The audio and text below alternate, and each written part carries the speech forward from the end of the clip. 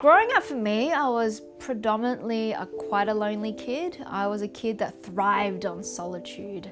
I love lots of arts and craft. I love make-believe play. And I feel that a lot of artists create a lot of great works through having that time for themselves. To people are feeling really out of whack, washed to this new life in lockdown.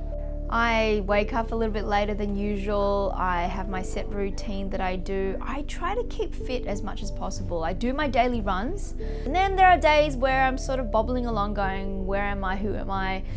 Why am I still in this space? What's happening with the situation? What about the government? All these questions, all these mounting anxieties that do go through my head, and as a creative artist, I have a yearning to find ways to respond.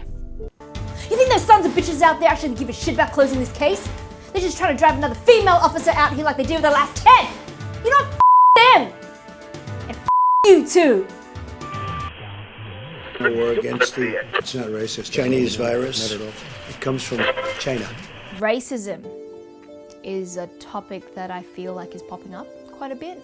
Myself, I've had my own experiences in dealing with subtle racism, which propelled me to go through a series of emotions of anger and annoyance and frustrations, and then figure out what's going on with this world.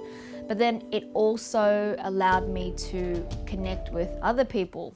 And physically abused by some locals and called all sorts of racist names. And for me, when I looked at the video, she just looked like she just had to project it on somebody, and you guys were just walking along and boom. And then that's when the girl turned around and she like spat in my face and it got in my eye. Yeah.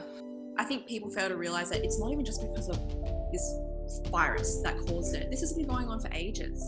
You know, stereotyping, general racism, casual racism. This has been going on for ages. People make jokes about Asian people all the time. So I'm turning in a little bit of a DIY citizen journalist in my own space, and collaborating with my dad on certain things. Look at that. Doesn't he play an amazing doctor?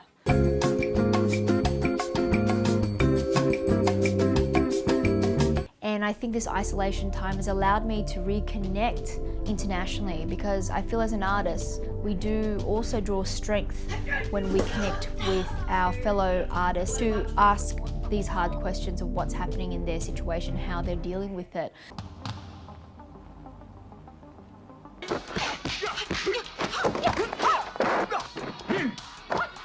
After this time period, after coming out of it, I feel the world will change, that there needs to be room for creative expression, exploring our craft differently.